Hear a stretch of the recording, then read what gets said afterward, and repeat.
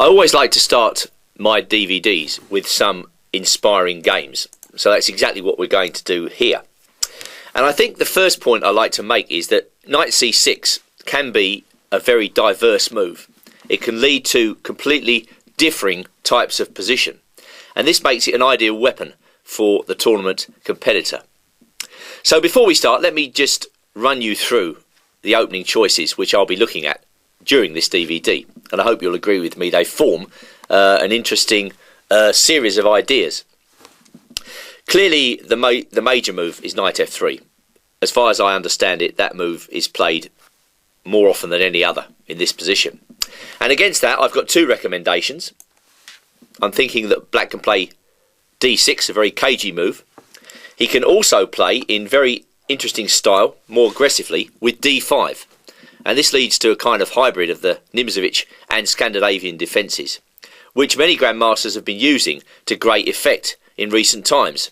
A lot of white players simply don't know what to do in the obscure positions that arise after d5. So this weapon alone could cause white a lot of headaches.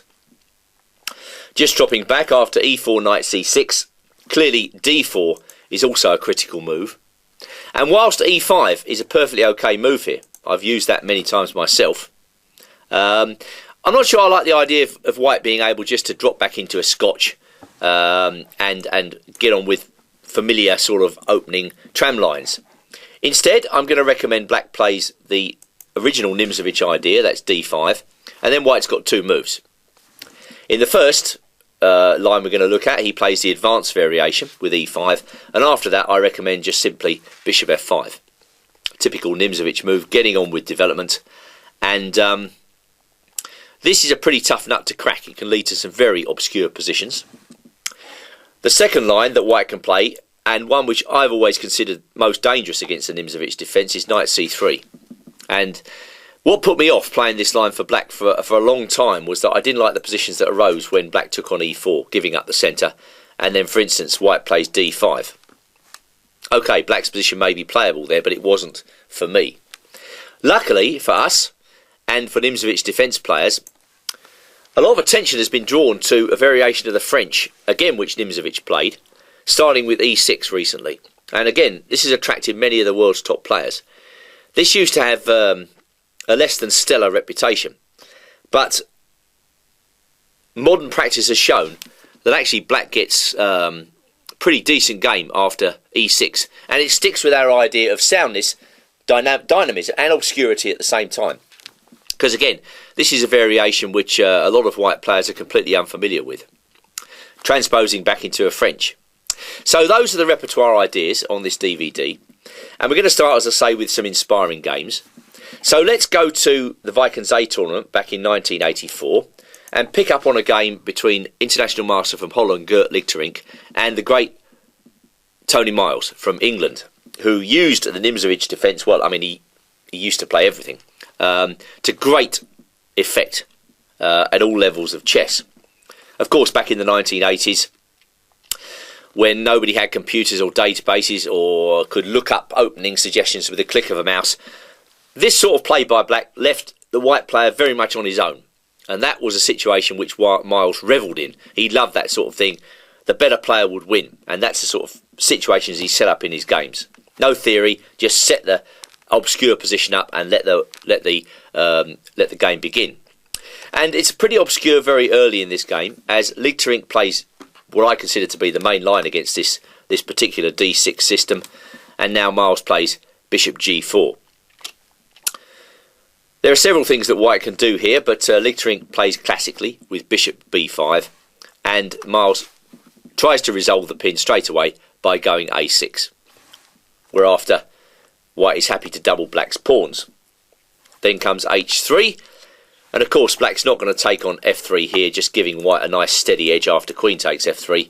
He retreats with bishop h5, keeping the obscure position. Queen to e2. Okay, well that's supposed to be the best move. Again, it's inviting black to take on f3 if he wants to. It certainly sets up ideas of queen c4. It can set up ideas of d5 at the right moment. But Miles doesn't worry about that too much. He just plays e6, that's the main line. And now white tries to send the bishop to obscurity by playing g4, and now bishop to g5. There are other moves here. White can play, for instance, knight h4.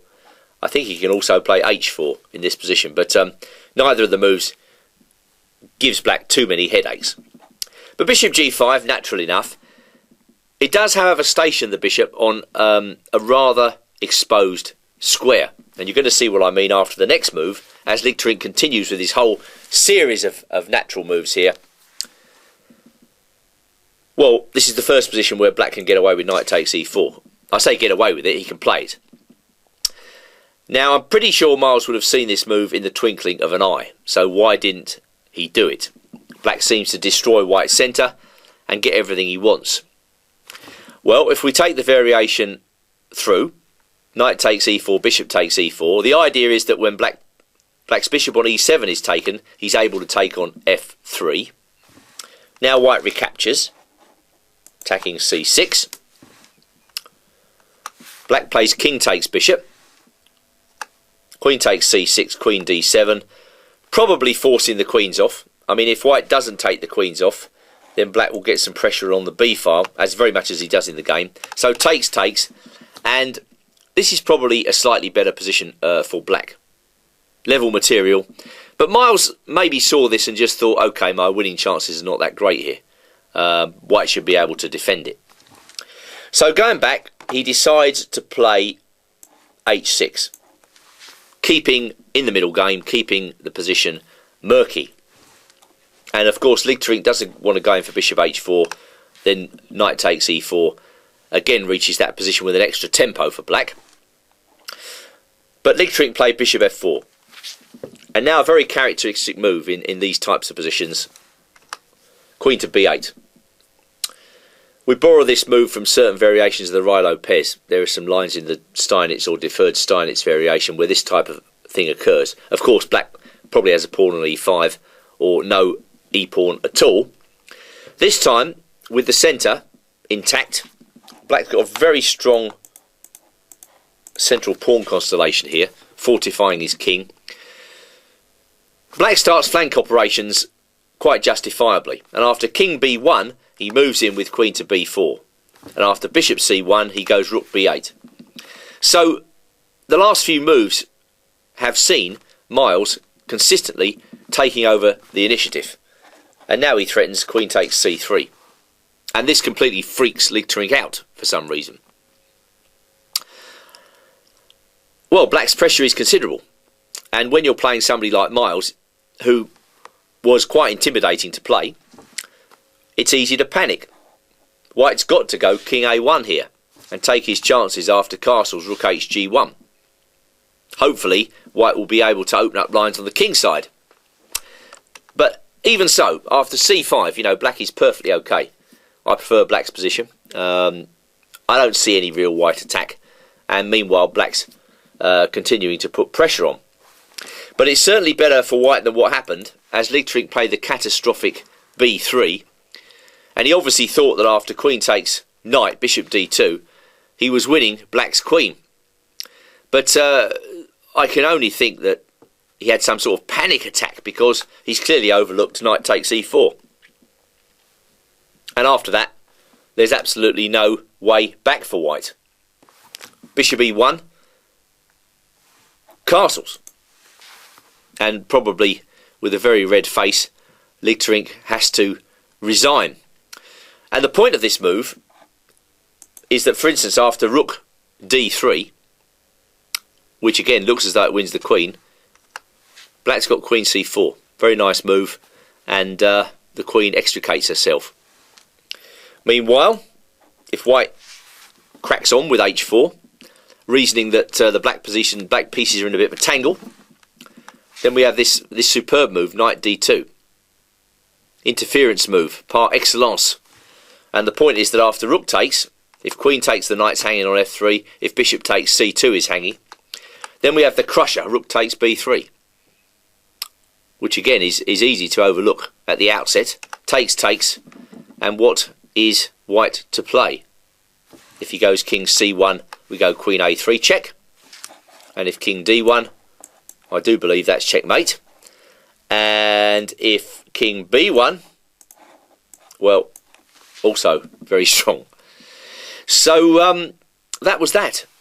And it just goes to show that although Miles seemed to have a crouching, almost passive-like position, he suddenly jumped to life and completely demolished his opponent.